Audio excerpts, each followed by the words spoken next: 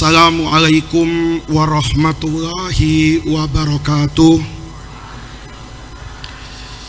Bismillahirrahmanirrahim. Alhamdulillahirabbil alamin.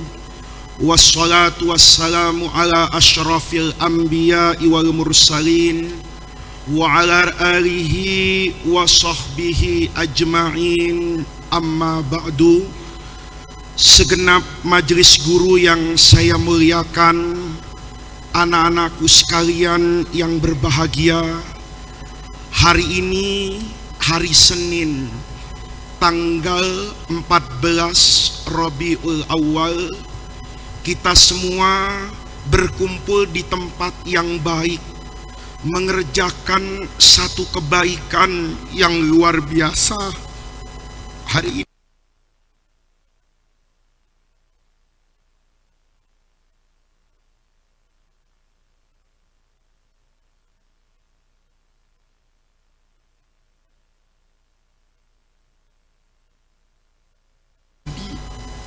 tidak lebih dan tidak kurang membaca Maulid Dibai dengan sanadnya.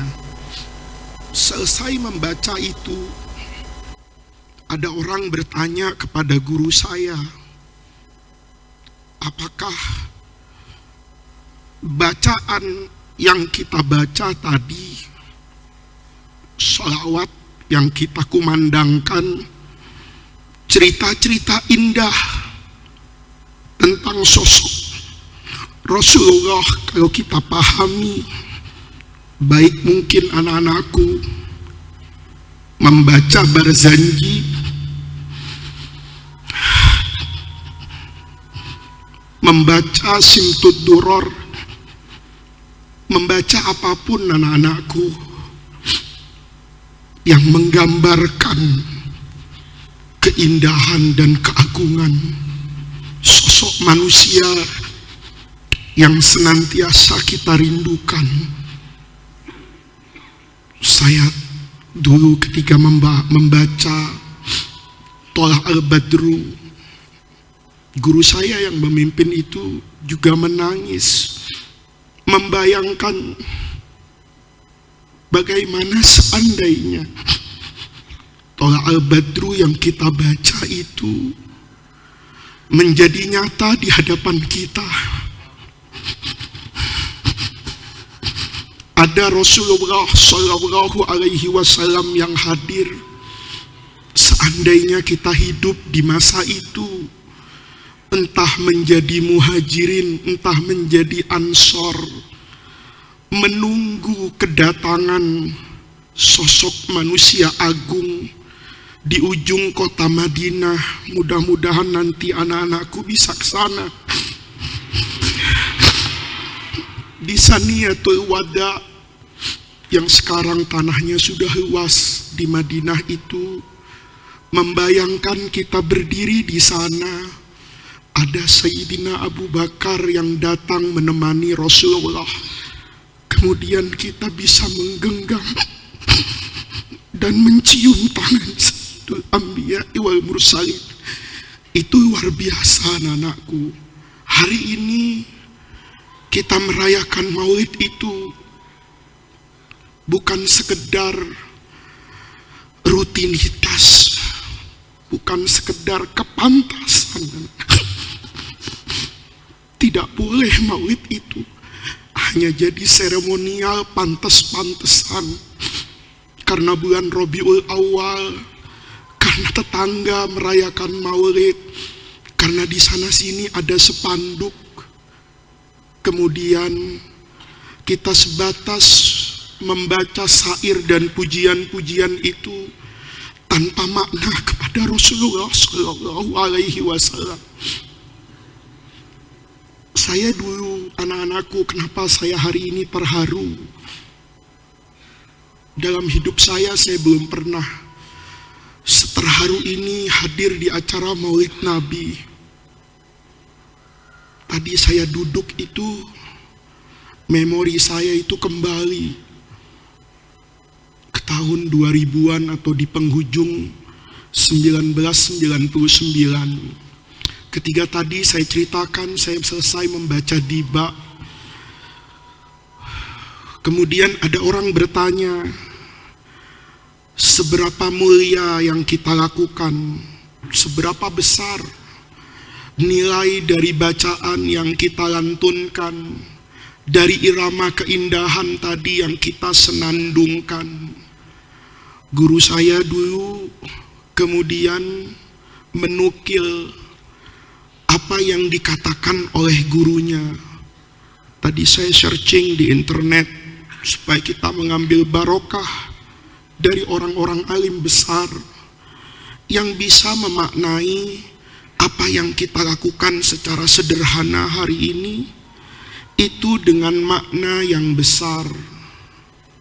Dulu Syekhul Jami'il Azhar, pemimpin tertinggi di Al-Azhar di era 1850-an, saya kurang ingat, beliau adalah Al-Imam Muhammad Al-Hidir Husain. Itu Syekhul Azhar yang tidak berasal dari Mesir. Beliau lahir di Tunisia, memiliki darah keturunan dari Aljazair, tetapi karena kealimannya, kelembutan hati dan waroknya, itu dipilih anak-anakku untuk menjadi pemimpin tertinggi di perguruan yang mencerminkan Ahlus Sunnah terpanjang sepanjang masa di Al-Azhar sana. Mudah-mudahan nanti anak-anakku bisa belajar di sana. Mudah-mudahan anak-anakku bisa mengambil sumber air yang sama dari saya, tapi menjadi orang yang 1000 kali lipat lebih hebat dari saya. Kata beliau ketika ditanya, kita ini suka baca puji-pujian, ya kayak Barzanji, kayak Simtud Duror, itu kan disebut dalam bahasa Arab Al-Madaih An-Nabawiyah, puji-pujian kepada Rasulullah. Anak-anakku mungkin ada yang berpikiran, kenapa kita nggak baca Quran saja? Kenapa kita nggak baca hadis saja? Bukankah Quran itu adalah firman Allah yang dibawa oleh Rasulullah? Bukankah hadis itu adalah ucapan Rasulullah yang bersumber dari Allah? Mengapa kemudian kita di bulan Maulid ini menghabiskan waktu lebih banyak membaca kayak Diba, kayak Barzanji, daripada misalnya membaca Al-Quran di acara ini? Anak-anakku kan bisa lihat, kalau seandainya tadi saya minta Yusril untuk membaca Quran misalnya, mungkin dia akan baca dalam rentang waktu 5-10 menit. Sementara pembacaan Diba itu kalau dibaca sempurna, itu bisa memakan waktu hampir 1 jam. Orang kemudian sering bertanya, mengapa porsi bacaan Diba itu lebih panjang daripada bacaan Al-Quran? Mengapa porsi bacaan Simtud Duror itu misalnya lebih panjang dari bacaan hadis? Dulu guru saya menukil kata-kata yang disampaikan oleh Syekhul Azhar Muhammad Al-Hidir Husain itu, bahwa apa yang kita lakukan hari ini, tradisi yang biasa kita kerjakan hari ini, itu tidak lebih anak-anakku dari apa yang dilakukan dahulu oleh para sahabat untuk menunjukkan kecintaannya kepada Rasulullah Sallallahu Alaihi Wasallam.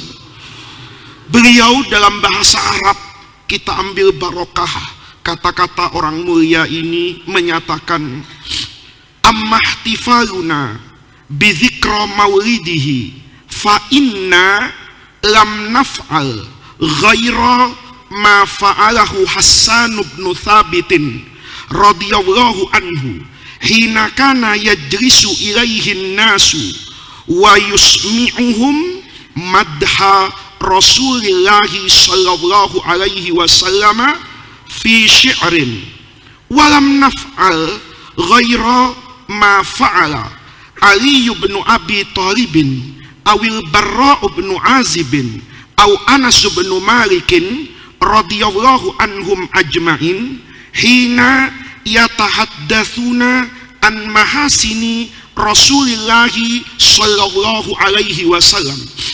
Apa yang kita lakukan hari ini anak-anakku sebetulnya hanya meneruskan, meniru apa yang dilakukan dahulu oleh para sahabat terkait dengan Rasulullah sallallahu alaihi wasallam.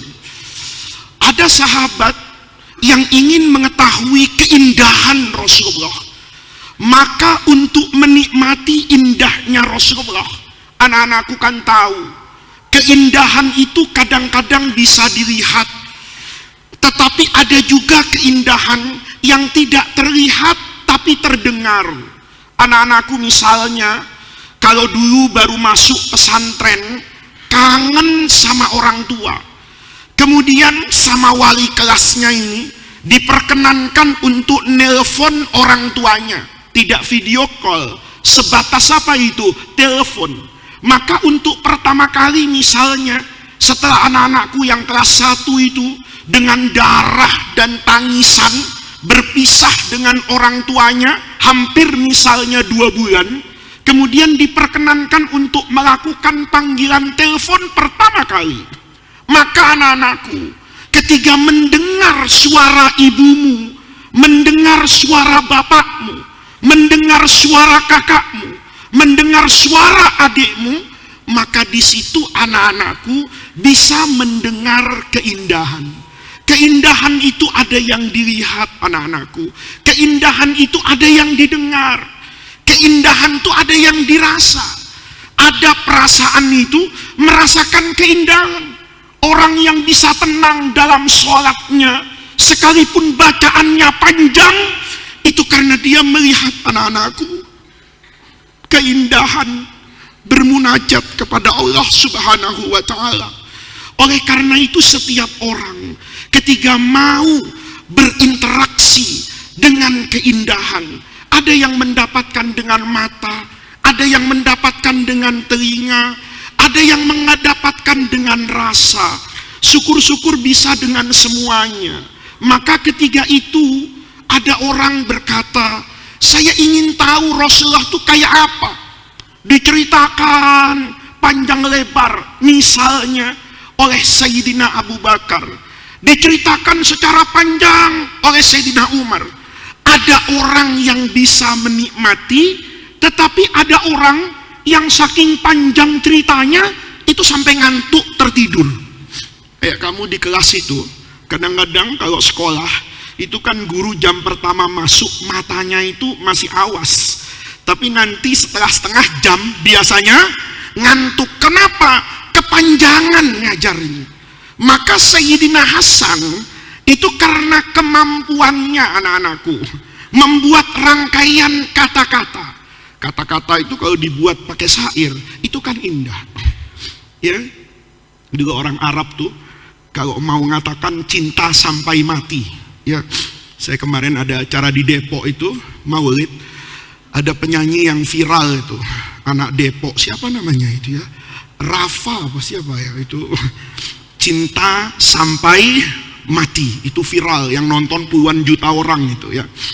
Orang itu dia baca itu judulnya cinta banget gitu. Itu lagunya lama. Tapi kalau orang Arab mau bilang saya cinta kamu sampai mati, itu enak aja tuh kalau bisa baca syair. Dikatakan anta umri, kamu itu umurku.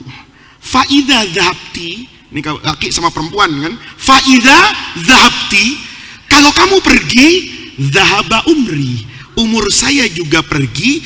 Orang kalau umurnya pergi mati. Jadi ini bolehlah sekali-kali pelajaran insya pakai surat cinta.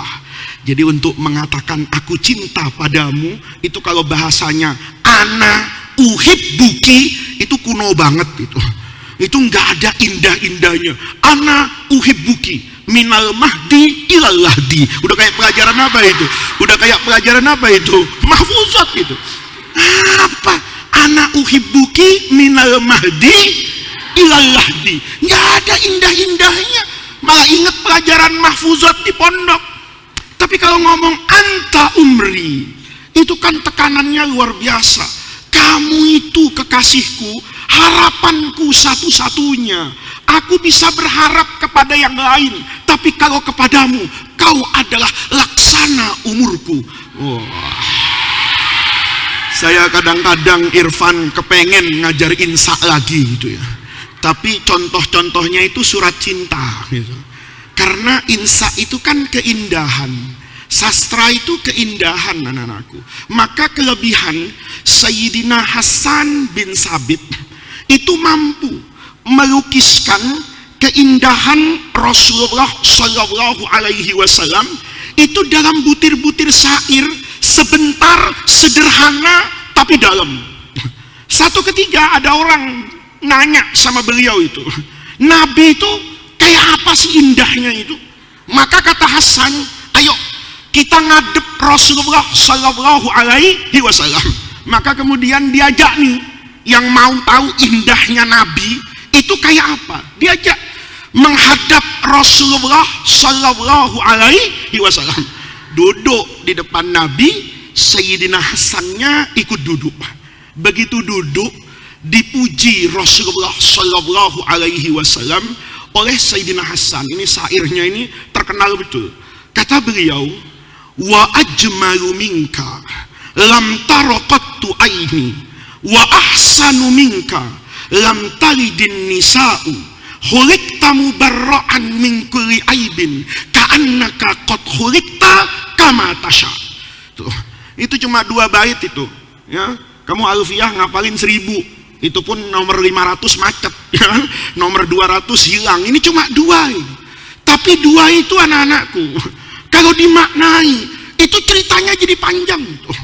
Kata Hasan bin Sabit, wa ajmalu minka, orang yang lebih ganteng dari kamu nih ya Rasulullah, orang yang lebih gagah, lebih bagus fisiknya dari engkau, lam taraqattu aini, saya tidak pernah lihat.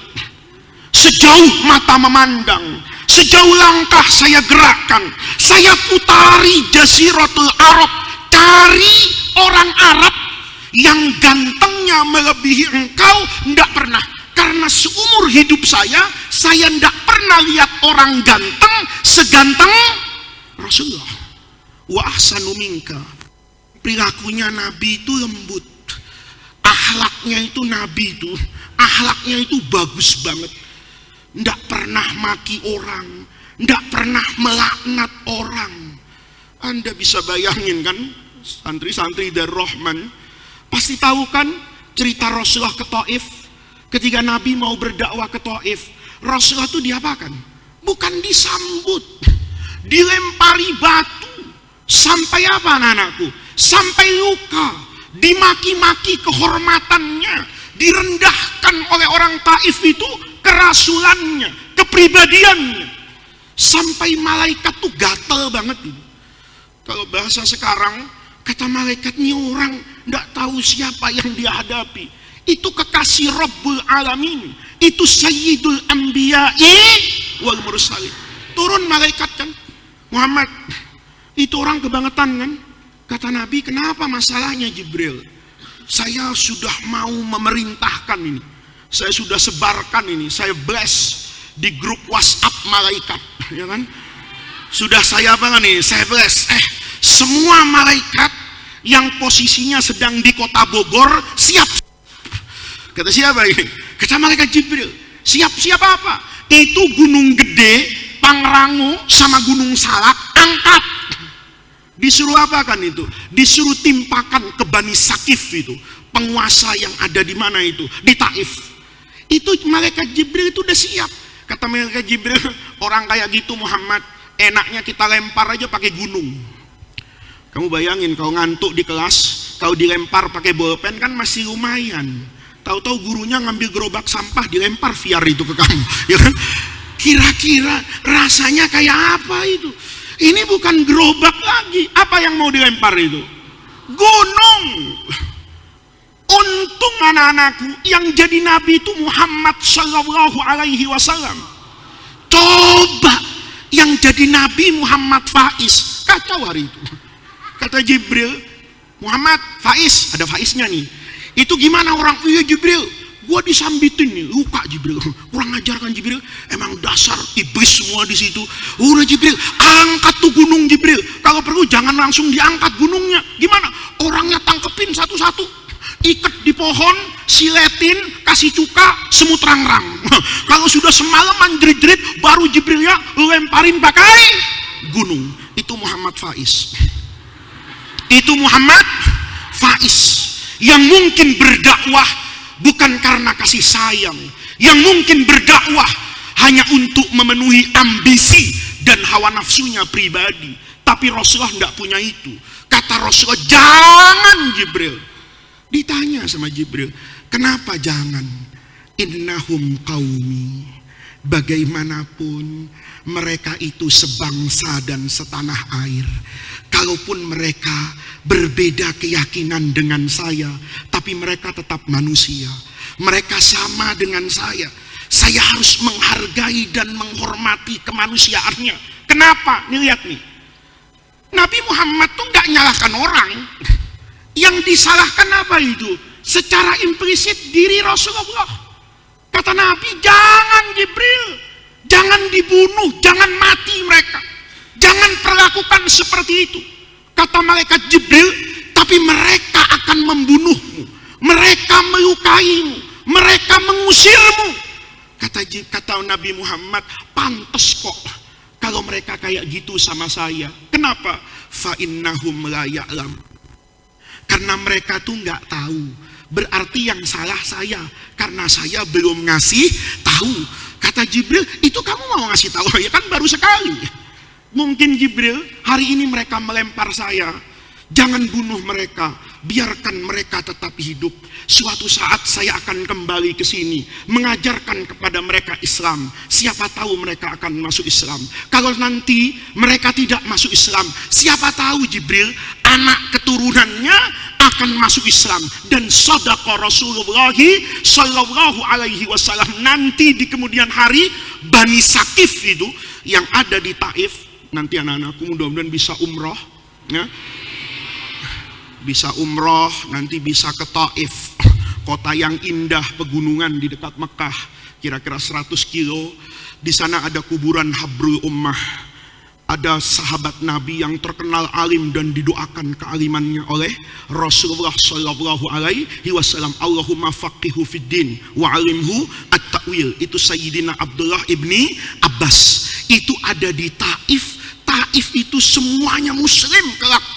Pada masa akhir Rasulullah Sallallahu Alaihi Wasallam itu Nabi, anak-anak. Nabi itu wa ahsanu minka lam talidin nisa. Apa ada orang yang akhlaknya kayak begitu, disambit, dihina, itu sama sahabat yang lain. Ya Rasulullah, kenapa enggak Nabi itu laknat saja mereka, enggak bunuh aja Nabi itu mereka? Apa kata Nabi? Saya itu tidak diutus oleh Allah untuk maki-maki.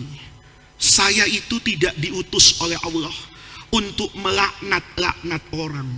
Saya itu diutus rahmatan lil alamin, untuk datang sebagai rahmat. Maka yang cerita kayak gini, saya nyeritain aja udah 20 menit ini.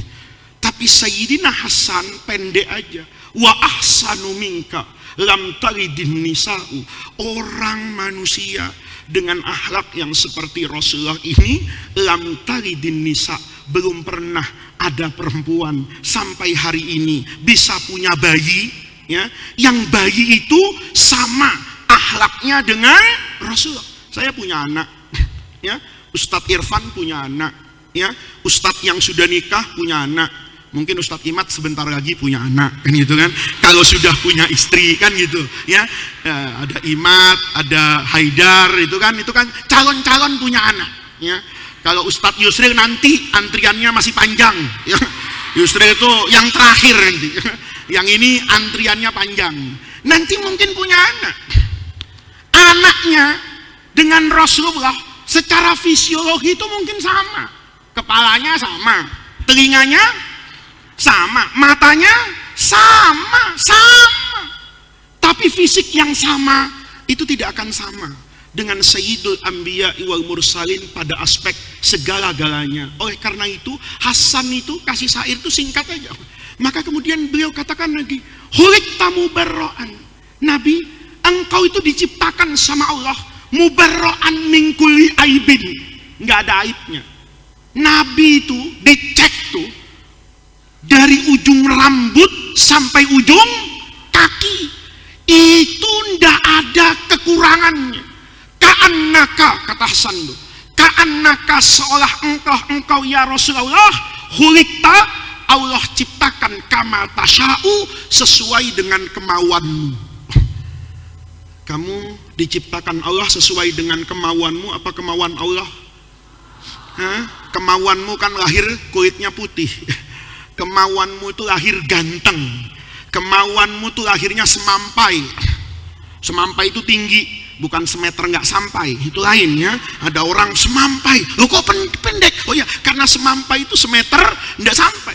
Ada orang yang kepengen lahirnya tuh kan tinggi, besar, atletis badannya, kulitnya itu putih, misalnya hidungnya mancung, rambutnya hitam, kupingnya kan ada orang itu.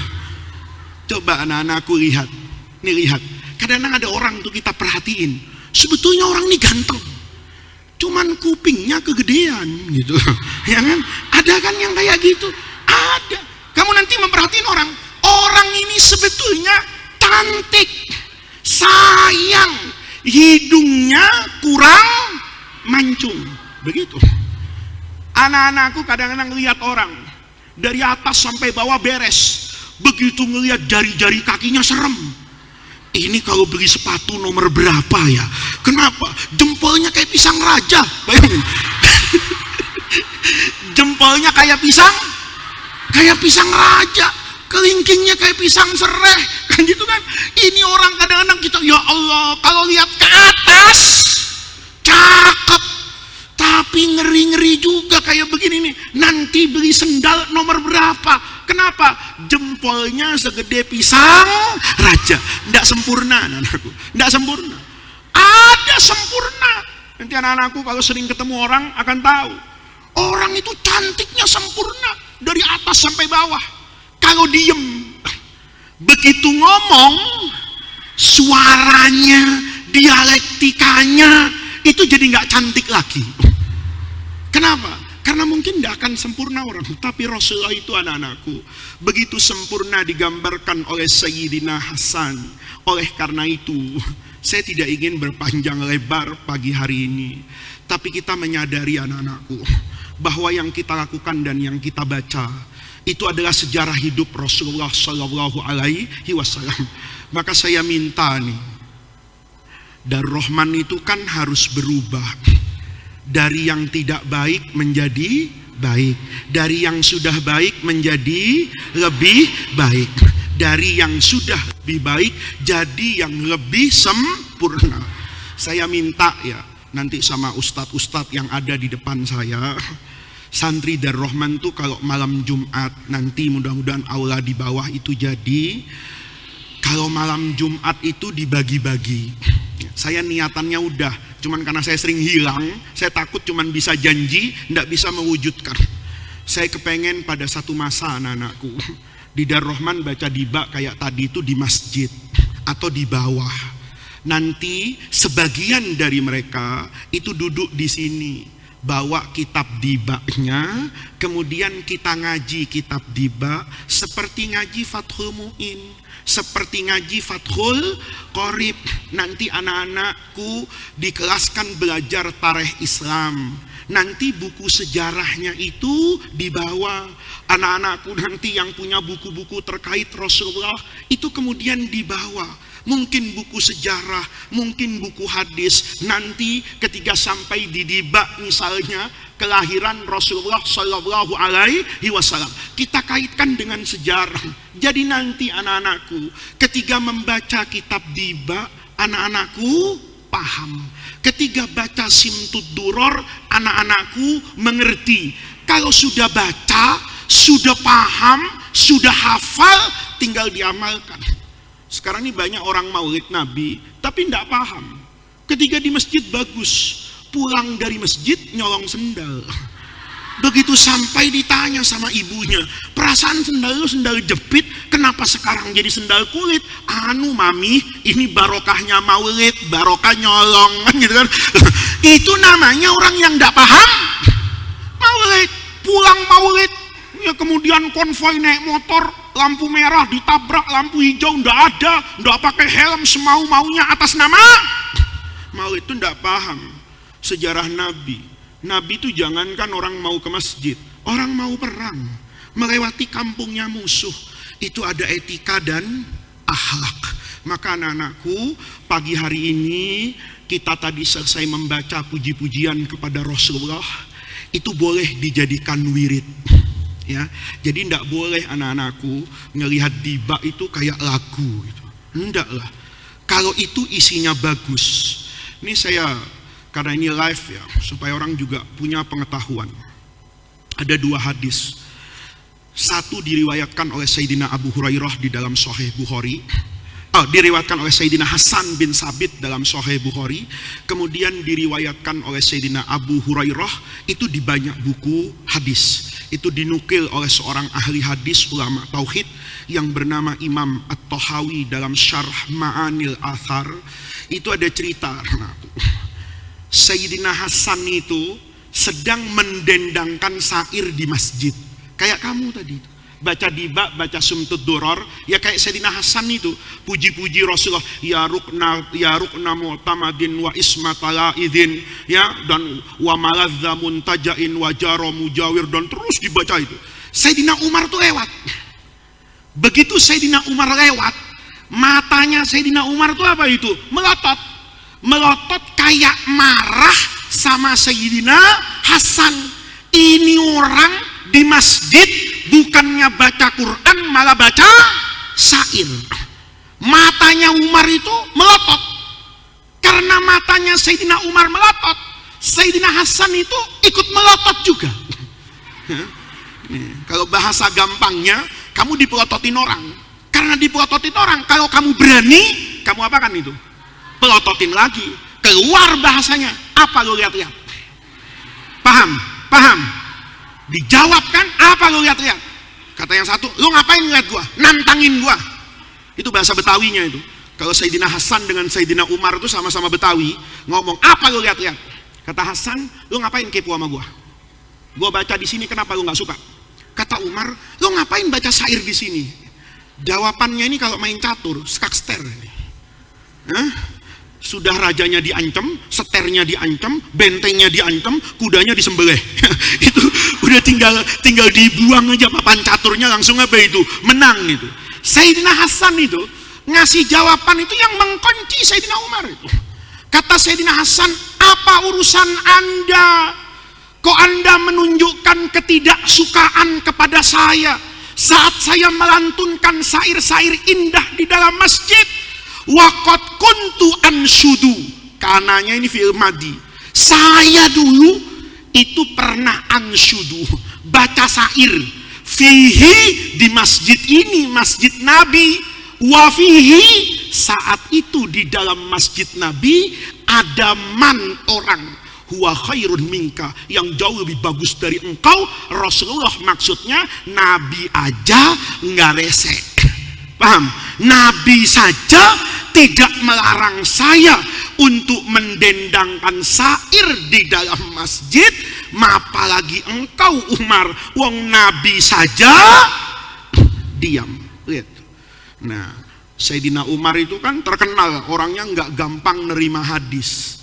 Karena kejadian setelah Rasulullah wafat. Kata Umar, lu jangan ngarang. Kapan Nabi membiarkanmu tuh baca syair?